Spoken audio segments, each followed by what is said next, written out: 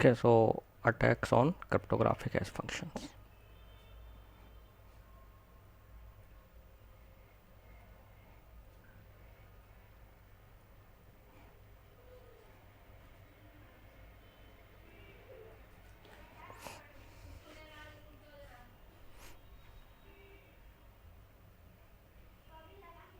सो hash functions के ऊपर भी दो तरीके के अटैक पॉसिबल हैं, जैसा कि बाकी के क्रिप्टो सिस्टम्स पर भी था।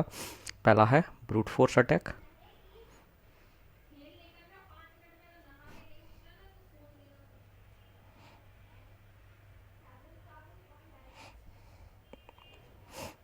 दूसरा है क्रिप्टोनालिस्टिक अटैक।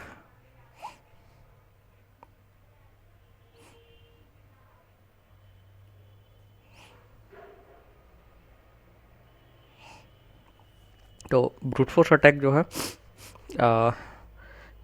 इसमें कोई भी ज़्यादा इंटेलिजेंस की रिक्वायर्ड नहीं होती।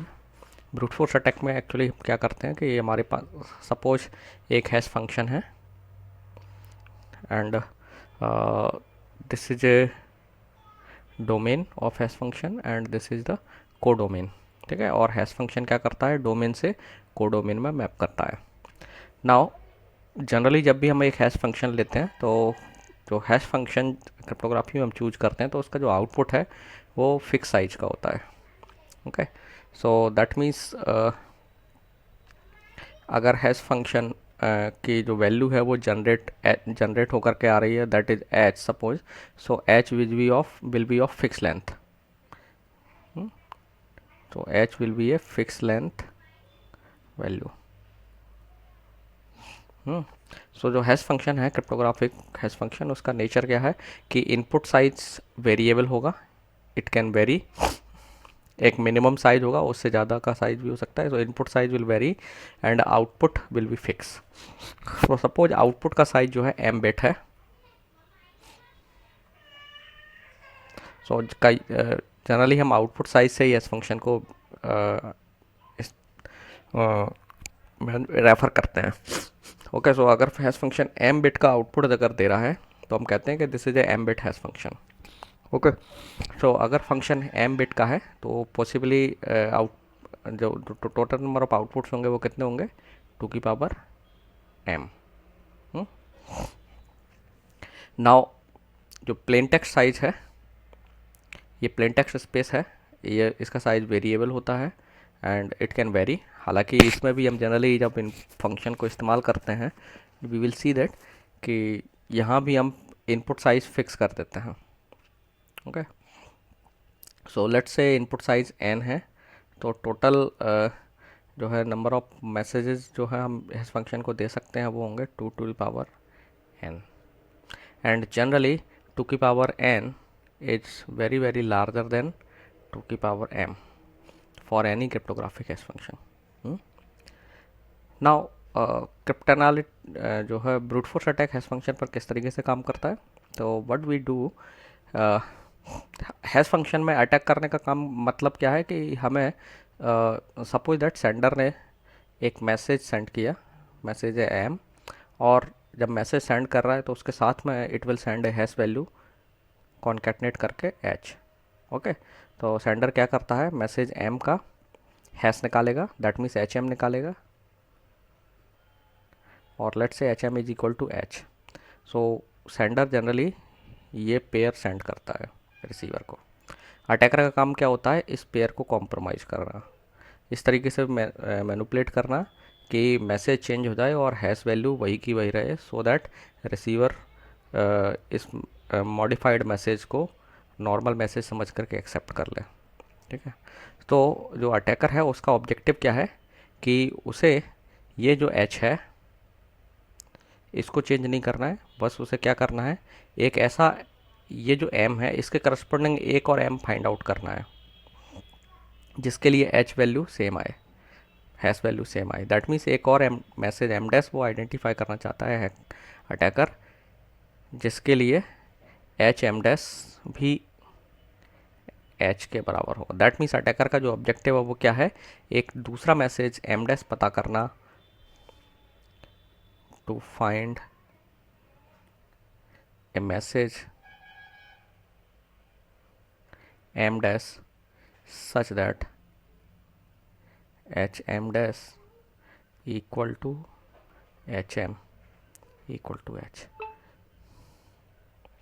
सो अटैकर जो है एक ऐसा मैसेज आइडेंटिफाई करना चाहता है, तो वो ऐसा मैसेज आइडेंटिफाई करने के लिए क्या करेगा, व्हाट ही शुड डू, उसको जो है एक एक करके सारे मैसेजेस ट्राई करना पड़ेंगे। वो एक एक करके मैसेज चूज करेगा इस मैसेज स्पेस से एंड देखेगा कि कौन सा मैसेज जो है ना सेम हैश वैल्यू दे रहा है। दैट मीन्स यहाँ से वो इस मैसेज स्पेस से एक एक करके मैसेज चूज करता जाएगा एंड उनकी हैश वैल्यू निकाल के देखता जाएगा और देखेगा कौन सा मैसेज जो है हैश वैल्यू एच ऑफर कर रहा है, और जो मैसेज हैश वैल्यू एच दे रहा है that will become M dash. So this is how brute force attack will work for hash functions. Okay, कोई क्वेश्चन?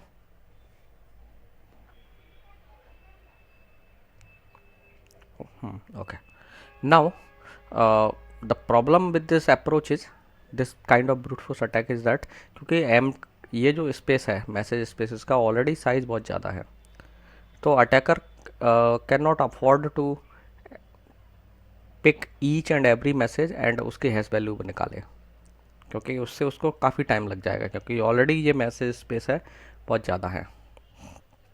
तो अटैकर क्या कर सकता है, अटैकर थोड़ा सा और बेटर अप्रोच फॉलो कर सकता है। वो क्या कर सकता है कि रैंडमली कुछ सेट ऑफ मैसेज चूज कर सकता है। उसने रैंडमली कुछ मैसेज चूज कर लिए और उनको इनक्रिप्ट करके देखा and then he may try to find out कि कोलिजन मिला या नहीं मिला।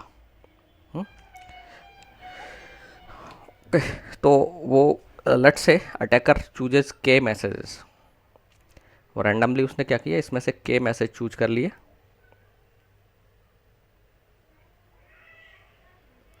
एंड देन इन के मैसेज में से एक एक करके इनको हैश करके हैश वैल्यू निकाल के देखेगा और देखेगा कि इन मैसेज में से कोलिजन मिल जा रहा है या नहीं मिल जा रहा है। और कोलिजन मिलने का मतलब कि एक मैसेज ऐसा मिल गया जो एच जो है आपको आउटपुट में दे रहा है, और अगर ऐसा हो गया then attacker brute force attack is successful. Okay, तो now we want to know कि ये जो के है ये कितना लार्ज हो सकता है, क्योंकि इस के पर डिपेंड करेगा। क्योंकि अटैकर, हमने मान लिया कि अटैकर पूरे मैसेज स्पेस को ट्राई नहीं करना चाहता है। नाउ हम चाहते हैं कि अटैकर अगर इस अप्रोच को भी फॉलो करे कि के मैसेज वो चूज करे और उनको हैश वैल्यू निकाल करके देखिए कोलिजन पता करने के लिए, तो ये काम भी इनफिजिबल उसके लिए हो जाए। ओके, तो सबसे पहले we want to solve a problem कि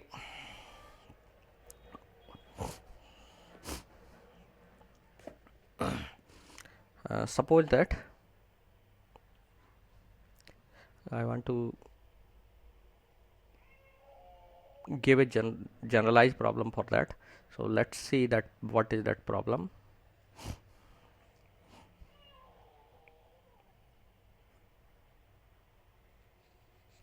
Given, let me write the problem, then we will discuss. Given a hash function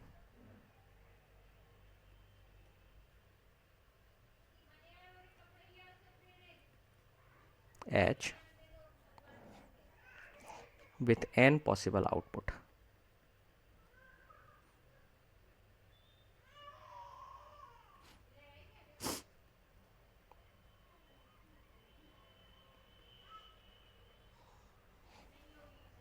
okay. So मतलब क्या है कि आपके पास एक है, सपोज कोई एक क्रिप्टोग्राफिक हैश फंक्शन है जिसमें n पॉसिबल आउटपुट्स हैं, that means n hash values possible हैं एंड a specific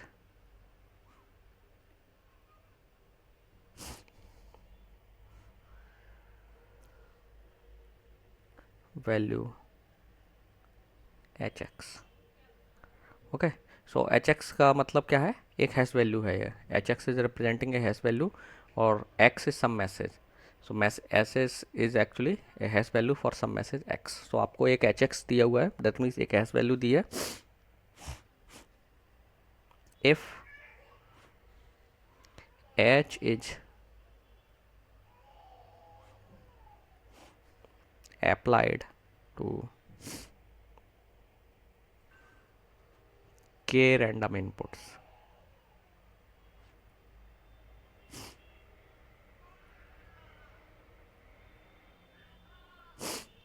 तो मतलब हम क्या कर रहे हैं कि जो आपका हैश फंक्शन है हमने उसे के रैंडम इनपुट्स पर अप्लाई किया।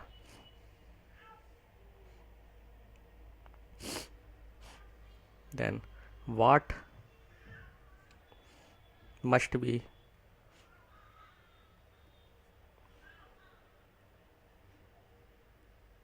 The value of K, sorry,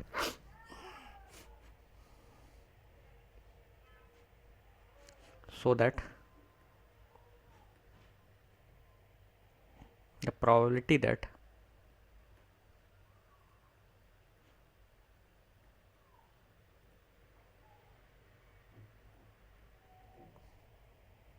at least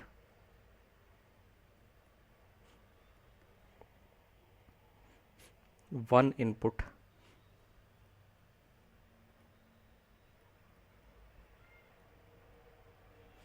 y satisfies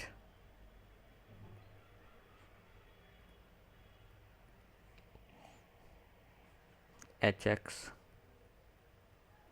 equal to hy is 0.5. Now let's try to understand this problem, what this problem is saying. Suppose that आपके पास एक hash function है capital H and उसके जो possible outputs हैं उनकी count है n, total n possible outputs हैं। That means हम बात कर रहे हैं total number of hash values जो जनरेट हो सकती हैं उनकी काउंट n है। एंड सपोज दैट एक स्पेसिफिक हैश वैल्यू आपको दी है, एक फिक्स x वैल्यू दी है एक मैसेज x के लिए, so that is hx। Now attacker का ऑब्जेक्टिव क्या है कि अटैकर ने क्या किया, के रैंडम इनपुट्स चूज किए और फिर वो इन इनपुट्स पर हैश फंक्शन अप्लाई करता है। तब हम जानना चाहते हैं कि ये जो के है इसकी आइडियल वैल्यू क्या होना चाहिए कि अटैकर वो के मैसेज चूज करके उनको एक एक करके हैश करके देखे और उस के सेट में ही उसे 50% 0.5 प्रोबेबिलिटी के साथ एक कॉलिजन मिल जाए। ठीक है, that means what we want to say कि अटैकर ने जो सेट चुना है के मैसेजेस का, ये जो के मैसेजेस का सेट है, इन्हीं मैसेजेस में से वो रैंडमली हैश करके देख रहा है और उसका टारगेट क्या है कि एच एक्स के कर लिए कॉलिजन निकालना है। दैट मीन्स एक ऐसा मैसेज निकालना है जो एच एक्स आपको दे रहा है। तो अगर आप कहें कि ये के मैसेज के जो सेट है ये चुनता है और इस के सिलेक्शन कर इस के को पूरा ट्राई करने पर गारंटी है या कहिएगा 0.5 प्रोबेबिलिटी से ज़्यादा से चांसेस हैं, ग्रेटर देन 0.5 प्रोबेबिलिटी के साथ अटैकर को एक कॉलिजन मिल जाता है। तो what is the value of के, ये वैल्यू के की क्या होगी। ठीक है, तो नाउ ये जो के की वैल्यू है इस पर ही डिपेंड करेगा आपके हैश फंक्शन की सिक्योरिटी। अगर ये के छोटा होगा दैट मीन्स कुछ ही मैसेज उसने रैंडमली चूज करके एक कलेक्शन बनाया, उनको उसने हैश करके देखा और 0.5 प्रोबेबिलिटी से ज़्यादा से चांसेस है कि वो सक्सेसफुल हो जाएगा, उसे कॉलिजन मिल जाएगा। दैट मीन्स आपका हैश फंक्शन सेफ़ नहीं है ना। तो हम चाहेंगे कि ये जो के मैसेज जो है, ये जो के की वैल्यू है काफ़ी लार्ज हो किसी भी हैश फंक्शन के लिए। ओके, सो अगर के की वैल्यू लार्ज होगी तो हम श्योर हो जाएंगे कि अगर वो इन के मैसेज को ट्राई करने में 0.5 के साथ प्रोबेबिलिटी के साथ तो ओबियसली उसे सक्सेस मिलती है, लेकिन ये के बहुत लार्ज होगा तो उस के को पूरा एनक्रिप्ट करने में अटैकर को बहुत लार्ज अमाउंट ऑफ टाइम लगेगा और you can say that infeasible amount of time लगेगा। तो हमारा हैश फंक्शन सिक्योर हो जाएगा। या ये कहिए कि हमें के इस के की वैल्यू को कैसे कंट्रोल करना है, how we will make this K larger for attacker, क्योंकि अगर ये के लार्ज होगा तो आपका हैश फंक्शन सिक्योर हो जाएगा, अगर के स्मॉल होगा तो हैश फंक्शन सिक्योर नहीं रहेगा। So let's try to find out this value of के।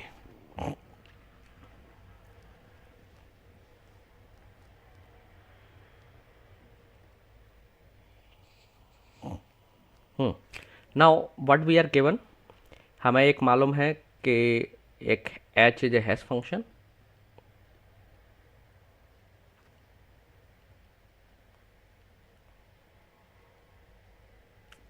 And for a message x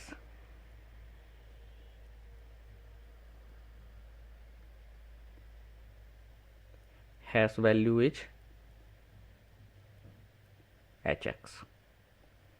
ठीक है, नाउ अटैकर का काम क्या है कि ये जो hx है इसके लिए एक x के करस्पॉन्डिंग एक मैसेज फाइंड आउट करना। तो objective of attacker is to find y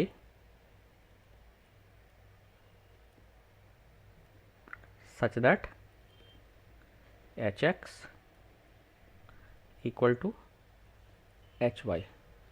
इसके लिए अटैकर क्या करने जा रहा है, उसने k मैसेजेस चूज किए रैंडमली। ओके, नाउ ये k मैसेज चूज करने के बाद उसको ये पॉसिबिलिटी मिल जाए हाफ प्रायोरिटी के साथ। दैट मीन्स वो इन k मैसेज को इनक्रिप्ट करे और उनमें से ही उसे ये y मिल जाए, और y ऐसा हो कि उसकी भी हैश वैल्यू x की हैश वैल्यू के बराबर आ जाए। Okay, so now we need to find out this value of k in terms of probabilities. Now let's talk about the probabilities. अच्छा, सपोज दैट नाउ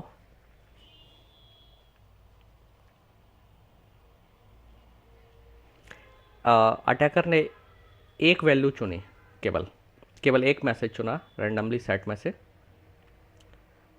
ओके, सो एक अकेला y उसने चुन लिया randomly for a single value of y। एक वैल्यू उसने y के लिए चूज कर ली। The probability that hx equal to hy है। ये प्रोबेबिलिटी आप बता सकते हैं कितनी होगी?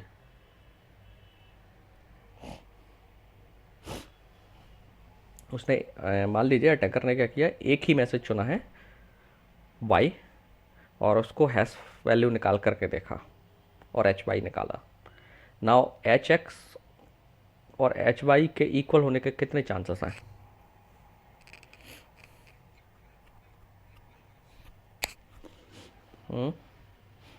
वन बाई टू कैसे होगा?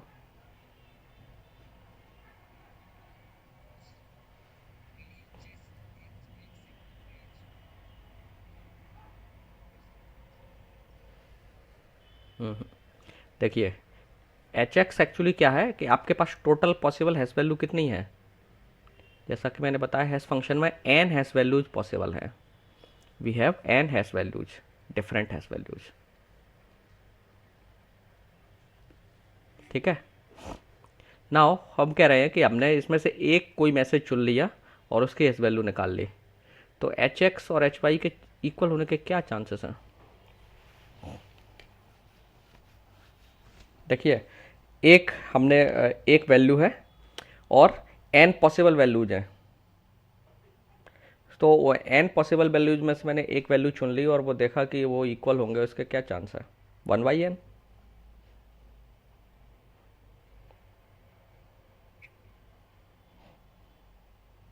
जिसको ऐसे समझिए, जैसे एक आप डाइस फेंकते हैं तो डाइस में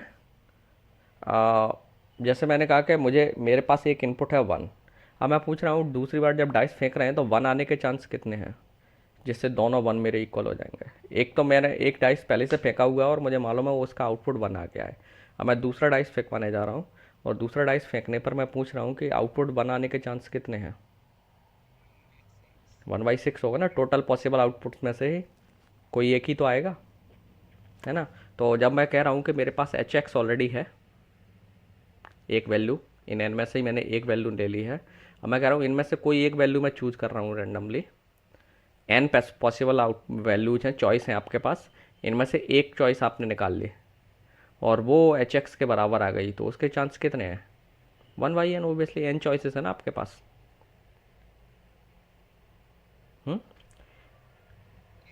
है ना, n चॉइसेस हैं तो 1/n आ जाएगा। सो ये जो प्रोबेबिलिटी है वो कितनी होगी, 1/n। Okay, so H X equal to H Y, जब मैंने एक ही मैसेज चुना है तो दोनों के इक्वल होने के चांस 1/n है। अच्छा, तो अब अगर हम मैं पूछूं आपसे कि एच एक्स और एच वाई इक्वल होने के चांस या प्रोबेबिलिटी 1/n है, तो दोनों के इक्वल ना होने के चांस कितने हैं? Okay, good, 1 - 1/n। So the probability that hx is not equal to hy is equal to हो गई 1 - 1/n।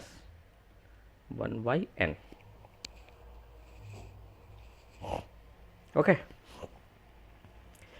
नाउ इसी तरीके से अब मैं क्या करता हूँ कि ऐसे ही के मैसेज चूज करता हूँ। मैंने के मैसेज चूज किए। नाउ मैसेज का सिलेक्शन मैं कैसे कर रहा हूँ, इंडिपेंडेंटली कर रहा हूँ। ठीक है, तो उन के मैसेज में से कोई भी मैसेज जो है ना मैच नहीं करता है एच एक्स से। किसी भी मैसेज का हैश जो है एच एक्स से मैच नहीं करता है। इसके क्या चांस होंगे?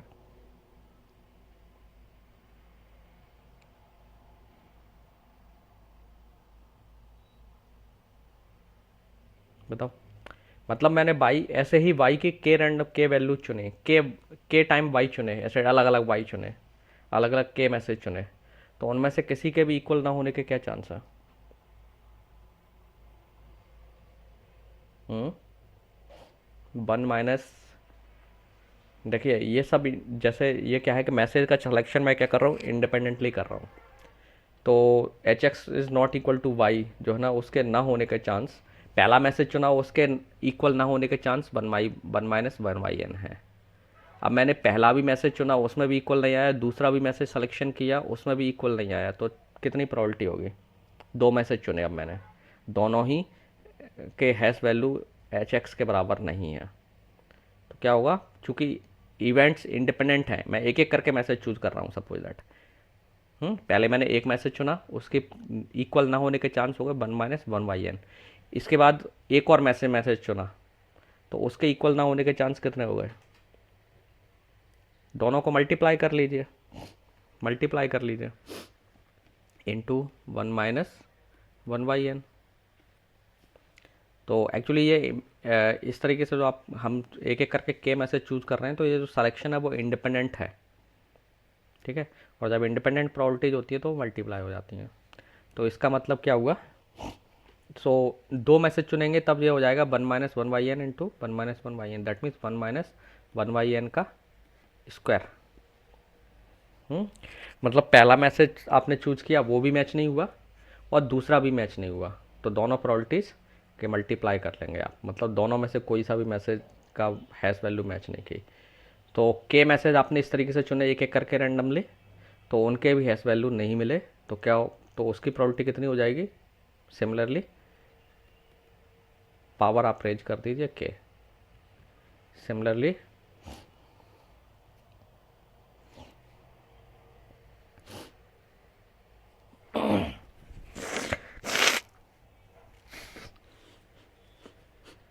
sorry, similarly if we generate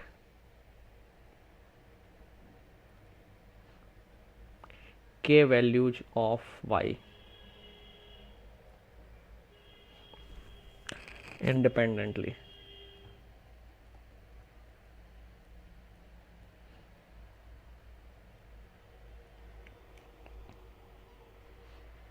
then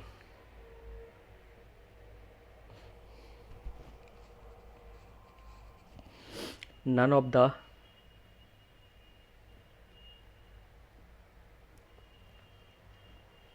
hash value matches with hx,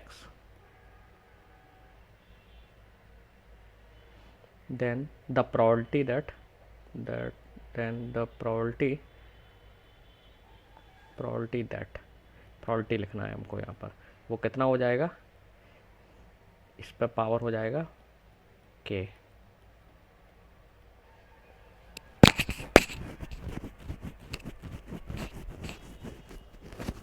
okay, तो अब आप इसको ये तो हो गया कब, ये है कोई भी मैच नहीं मिला उसके चांसेस हैं।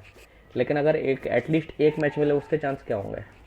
आपने के मैसेज चुने जिनमें से कोई भी मैच नहीं कर रहा है, किसी की भी प्रॉबिलिटी एच के बराबर नहीं आई, एक एक करके आपने चुन लिया, ये उसकी प्रॉबिलिटी थी।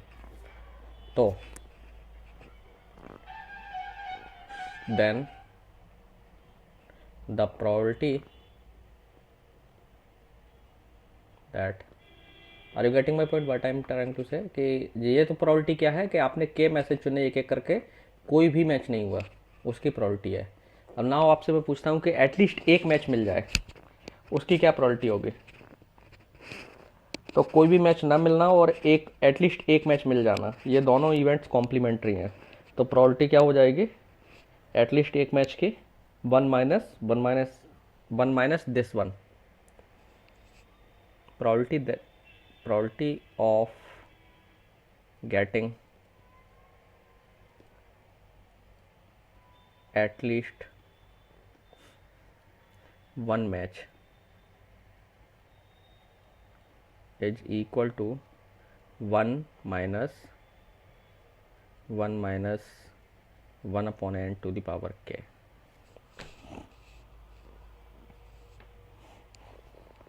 Okay,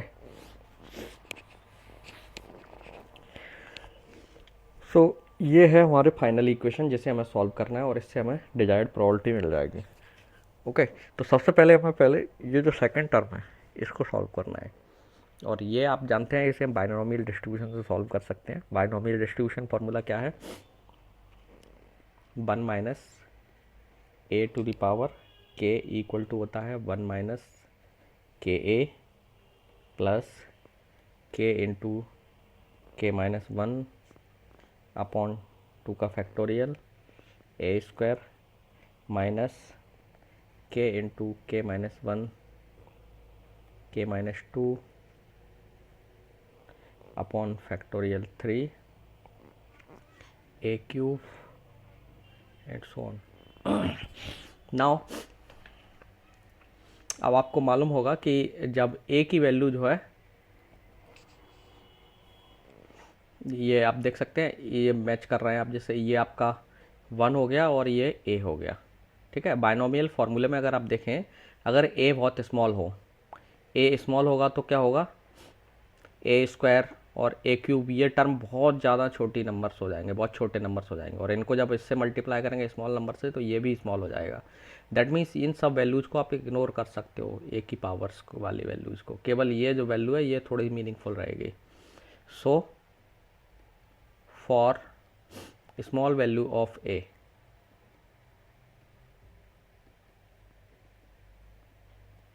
we have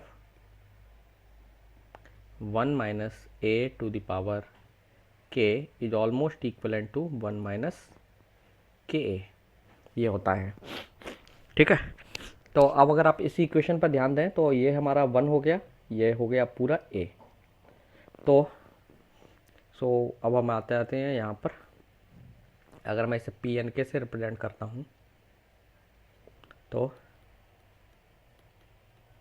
P N K equal to sorry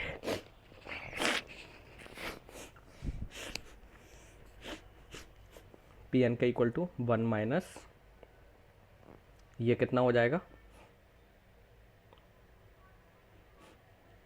इसके हिसाब से देखें तो 1 माइनस ए की पावर के है, तो ये क्या हो जाएगा 1 माइनस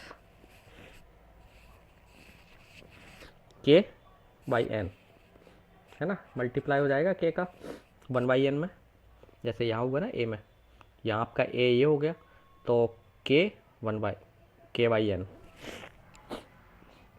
लगभग, ये जो वैल्यू है लगभग ये आ जाएगी, ठीक है। ये साइन लगा देंगे। ना हम क्या चाहते हैं कि ये जो प्रोबेबिलिटी है शुड बी एटलीस्ट 0.5 होना चाहिए, तो हम इक्वल टू कर लेते हैं 0.5। अब हम इसे सॉल्व कर लेते हैं। 1 माइनस 1 प्लस के वाई एन, मैं डायरेक्ट भी काट सकता था लेकिन मैंने जानबूझ के इसे सॉल्व किया। ये 1 कैंसिल आउट हो जाएगा, के वाई एन इक्वल टू 1/2, ठीक है, हमें के की वैल्यू चाहिए थी, दिस इम्प्लाइज के इक्वल टू एन ऊपर चला जाएगा n/2। ठीक है, तो मतलब ये है कि के की जो वैल्यू है एटलीस्ट हाफ, आपको अगर प्रोबेबिलिटी के साथ ये नंबर चाहिए तो आपको के मतलब n/2 में से चूज करना पड़ेंगे। यहाँ पे n क्या है, पॉसिबल हैश वैल्यूज है, तो जितनी hash values possible hash values हैं उसके अकाउंट का आधा नंबर ऑफ मैसेज आप चूज कर लेंगे अगर। सो अगर मान लीजिए एक हैश फंक्शन है जो वो जो ना वो है जो पॉसिबल हैश वैल्यूज हैं उसकी वो है लेट्स से 10,000, बहुत स्मॉल सेट नंबर ले रहा हूँ मैं, तो आपको लगभग 5,000 मैसेज चुनना पड़ेंगे। और आप अगर इस इतने मैसेज को हैश करके देखेंगे तो 50% 0.5 प्रोबेबिलिटी से ज़्यादा से चांसेस हैं कि आपको सफलता मिल जाएगी। ठीक है, सो जनरली हम इसमें 0.5 प्रोबेबिलिटी लेते हैं, इसलिए ले रहे हैं कि 0.5 से 0.5 पर 50-50 होता है, मतलब सफलता मिलेगी नहीं मिलेगी यू कैन नॉट से। जैसे कॉइन टॉस करते हैं ना आप, तो कॉइन टॉस में हम क्या कहते हैं कि अगर एक कॉइन टॉस आप कर रहे हैं और हेड या टेल आने की प्रोबेबिलिटी इक्वल है, that means you are not able to predict anything. आप अगर कहें कि 50% चांस है हेड आएगा, 50% चांस है टेल आएगा, दैट मीन्स आप कुछ भी प्रेडिक्ट नहीं कर रहे हैं, आपको कुछ भी मालूम नहीं है कॉइन के बारे में। लेकिन अगर आप कहते हैं कि आपकी जो प्रेडिक्शन है वो 0.5 से ज़्यादा बेटर वे में सक्सेसफुल होती है, मतलब आप 0.6 प्रोबेबिलिटी के साथ let's say suppose correctly predict करते हैं कि हेड आएगा या टेल आएगा, दैट मीन्स आप कॉइन के बारे में कुछ समझते हैं या आपको कुछ जानकारी है कॉइन के कैसे बना है या कॉइन के बारे में जानकारी है, सो दैट आप करेक्टली प्रेडिक्ट कर पा रहे हैं। तो similar also thing happen here कि अगर आप 0.5 प्रोबेबिलिटी से ऊपर बैट से प्रेडिक्ट कर पा रहे हैं, दैट मीन्स आपके पास कुछ इन्फॉर्मेशन होगी तभी आप इतना करेक्ट वे में प्रेडिक्ट कर पा रहे हैं। तो हम जब भी हम प्रोबेबिलिटी की बात करेंगे, करेक्ट प्रेडिक्शन की बात करते हैं, तो प्रोबेबिलिटी को कोशिश करते हैं कि 0.5 से ऊपर लें। ठीक है, सो अगर हम अब इसी को हम जो है मैसेज डाइजेस्ट के बिट साइज के तौर पर रिप्रेजेंट करना चाहते हैं, तो सपोज दैट नाउ अज्यूम करिए ये नाउ अज्यूम दैट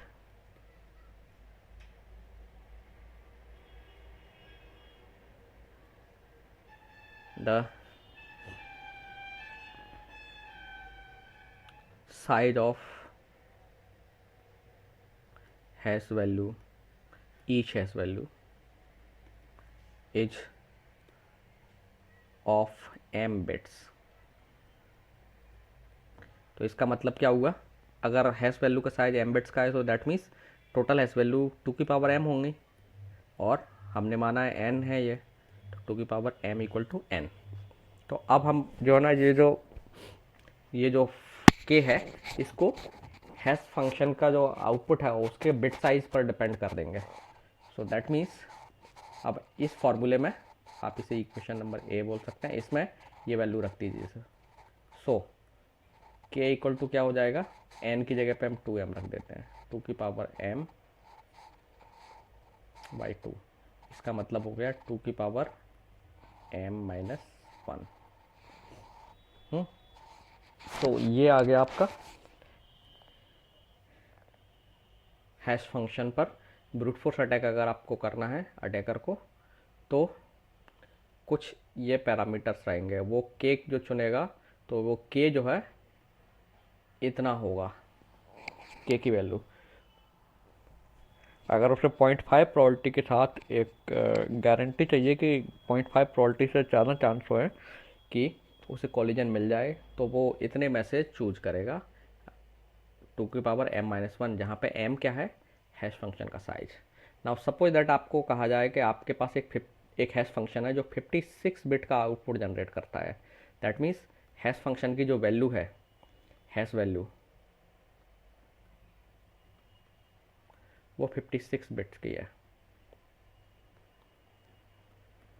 तो 56 बिट्स की हैश वैल्यू है, तो इसका मतलब उसे कितने मैसेज चूज करना पड़ेंगे कॉलिजन पता करने के लिए, एक कॉलिजन निकालने के लिए। एक कॉलिजन निकालने के लिए मतलब एक मैसेज है उसके करस्पॉन्डिंग दूसरा मैसेज निकालने के लिए जो सेम हैश वैल्यू दे। तो यहाँ आप 56 रखेंगे, दैट मीन्स 2 की पावर 55। ठीक है, तो 2 की 55 फीजिबल है नाउ डेज। तो आपको इसके केस में हैश फंक्शन का साइज कितना मिनिमम लेना पड़ेगा, जनरली इसके केस में हम लेते हैं, इस अटैक से बचना है आपको तो 80 is the safe. So M की वैल्यू मिनिमम 80 होना चाहिए। सो अगर एम की वैल्यू मिनिमम 80 होगी तो अटैकर को के इक्वल टू 2 की पावर 79 के चुनना पड़ेंगे, और इतने के चुन करके उनकी हैश वैल्यू निकालना इनफीजिबल हो जाएगा, क्योंकि 2 की पावर 79 बहुत बड़ा नंबर है। ठीक है, 64 भी कर सकते हो तो 2 की पावर 63 ट्राई करना पड़ेंगे, लेकिन 64 2 की पावर 64 को हम रेंज में मानते हैं कि इतना वो कंप्यूटेशन कर पाएगा।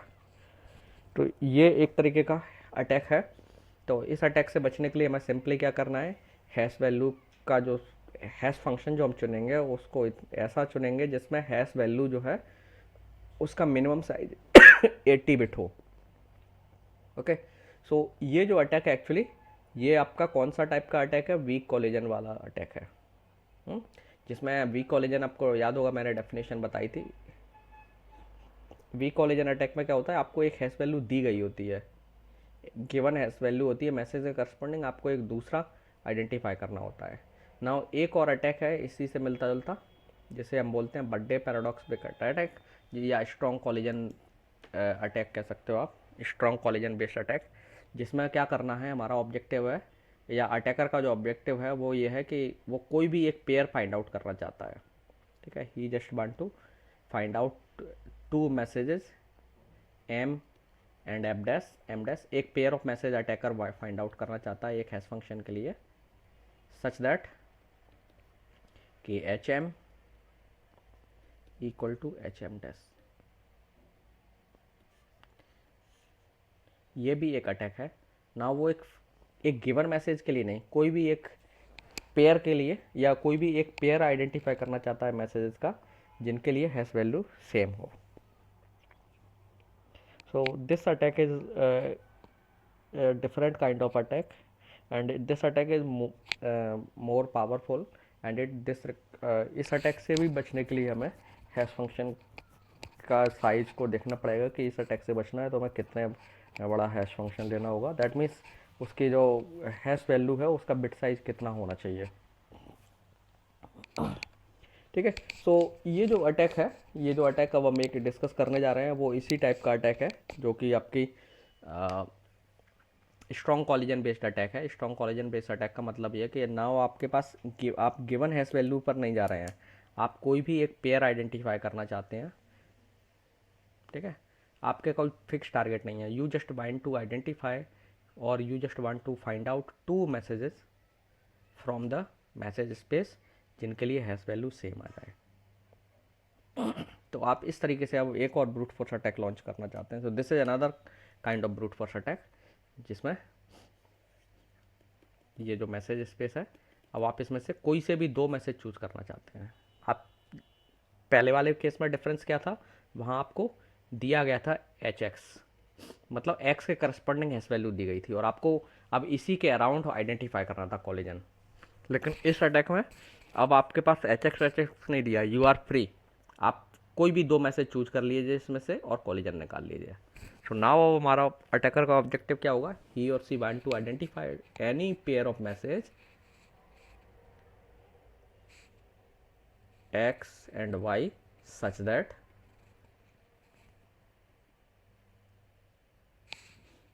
H X equal to H Y, ये वो आइडेंटिफाई करना चाहता है। So this attack is actually based on the birthday paradox attack. तो सबसे पहले हम एक प्रोबेबिलिटी थ्योरी की एक प्रॉब्लम है, एलिमेंट्री प्रोबेबिलिटी थ्योरी में पढ़ाई जाती है प्रॉब्लम, वो डिस्कस करेंगे, क्योंकि ये जो अटैक है उसी से बेस्ड अटैक है। तो that is birthday paradox.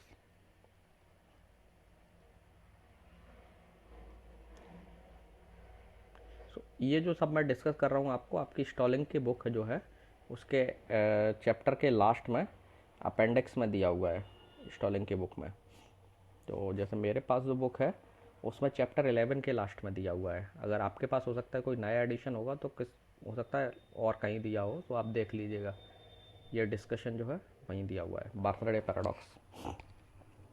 So birthday paradox actually elementary theory में क्रिप्टो प्रोबेबिलिटीज़ के जो कोर्सेज होते हैं उस एलिमेंट्री कोर्सेज में पढ़ाई जाती है। और ये एक टिपिकल एग्जांपल है जो डेमोन्स्ट्रेट करता है कि कई बार जो प्रोबेबिलिटी थ्योरी के कुछ रिजल्ट्स हैं एकदम काउंटर इंट्यूटिव हो सकते हैं। काउंटर इंट्यूटिव से मतलब मेरा है कि कई बार जैसे क्या होता है कि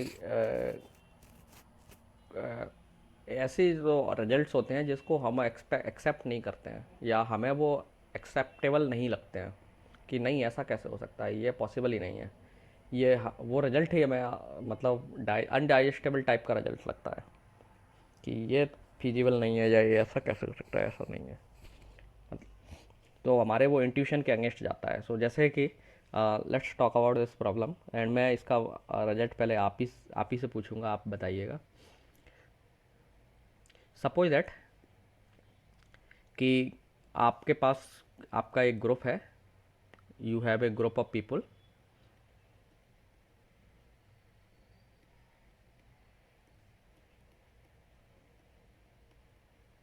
ठीक है, एक सेट ऑफ पीपल आपके पास हैं, लोग हैं, या ये कहिए आपके दोस्तों का एक ग्रुप है। अब उसमें से आपको एक छोटा ग्रुप चुनाना है, ये बहुत बड़ा ग्रुप है, इसमें से आपको एक लार्ज एक स्मॉलर के फ्रेंड्स का ग्रुप चुनना है आपको।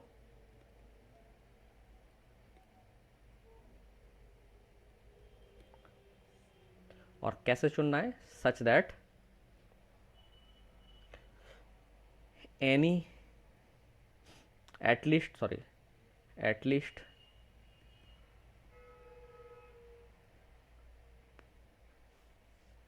One pair of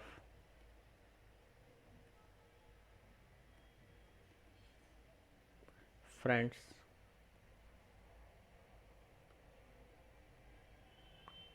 in this group have same birthday with probability greater than 0.5। मतलब ये है कि let me tell you the problem कि आप सपोज दैट कुछ लोगों का ग्रुप है और आपको इसमें से एक छोटा ग्रुप बनाने को कहा जाए। लेट से 1000 लोगों का ग्रुप है। अब मैं आपसे कहता हूँ कि इसमें से 1000 लोगों में से रैंडमली आपको किसी की बर्थ डेट नहीं पूछना है, रैंडमली उनमें से के आपका दोस्तों का ही ग्रुप है मान लीजिए, उनमें से के दोस्त निकाल लेने हैं और उनका एक छोटा ग्रुप बना लेना है। और वो केक का साइज़ इतना आपको लेना है कि उसमें दो लोगों का बर्थडे सेम होने की प्रोबेबिलिटी 0.5 हो, ग्रेटर देन 0.5 हो, मतलब 0.5 से ज़्यादा चांसेस हो कि दो लोगों का बर्थडे सेम हो जाए। तो आप कितने लोग चुनेंगे? ऐसे कितने लोग आपको सेलेक्ट करना चाहिए, बताओ?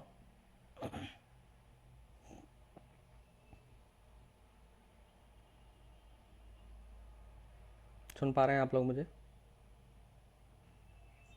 हाँ, तो समझ गए ना प्रॉब्लम, या मैं फिर से रिपीट करूँ?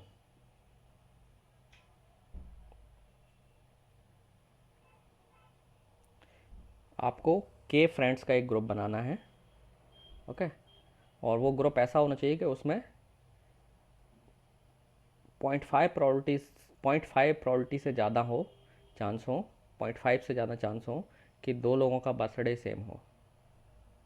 और ध्यान रखना है सिलेक्शन रैंडमली करना है आपको।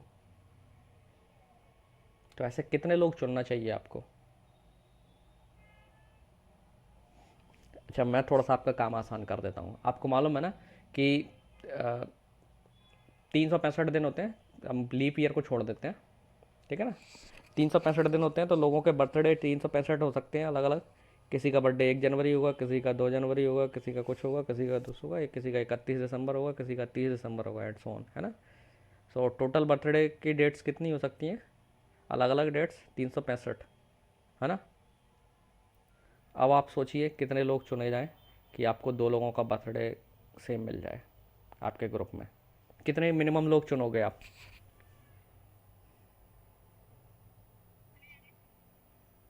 366। हाँ, 366 करोगे तो डेफिनेटली आपको एक कॉलेजन मिल जाएगा, क्योंकि दिन 365 है ना? लेकिन इसमें प्रॉबिलिटी 1 हो जाएगी। ये मैं हाफ प्रॉबिलिटी की बात कर रहा हूँ। 50% से ज़्यादा चांस हो, बस 0.5 से थोड़ी सी ज़्यादा प्रॉबिलिटी हो, लेट से 0.51 हो। 366 चुनोगे तो ओबियसली क्या हो जाएगा, 366 लोग चुनोगे ना, तो कोई दो लोगों के गारंटीड मिल जाएगा। मिलेगा कि नहीं मिलेगा? गारंटेड हो जाएगा, क्योंकि दिन तो 365 ही है, आपने लोग 366 चुन लिए हैं। तो वो पिजन रोल प्रिंसिपल के अकॉर्डिंग भी देखें तो आपने सबका बर्थडे अलग अलग, अगर मान लीजिए सबका बर्थडे अलग अलग भी है तो 365 लोगों का बर्थडे अलग होगा, लेकिन जैसे ही आप एक 366वां पर्सन चुनेंगे तो वो 365 में से किसी में ही एक में तो जाएगा। तो वो तो वन प्रॉरिटी के साथ हो गया। मैं प्रॉरिटी वन की बात ही नहीं कर रहा हूँ, 0.5 से थोड़ी ज़्यादा की बात कर रहा हूँ। कितने लोग चुनोगे अब आप बताओ? कम करना पड़ेंगे ना, और कितना कम करोगे? 366 से तो वन हो जाएगी प्रॉरिटी।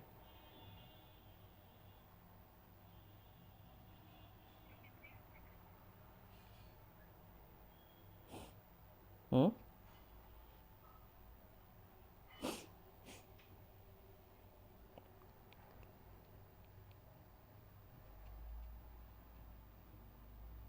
कितना? हाफ 365 का है?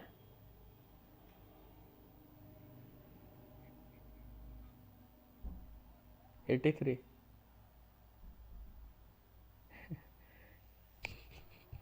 थोड़ा कैलकुलेशन लगाओ।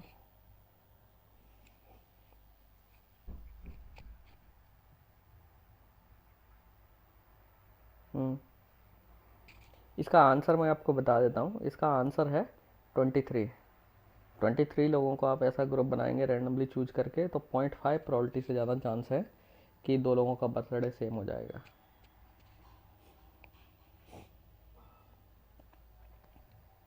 ठीक है, तो इसका जो ये जो आंसर है ना 23, हो सकता है आपको हजम ना हो कि नहीं 23 में कैसे चांस बन सकता है, लेकिन mathematically we will see that कि ये ट्रू है।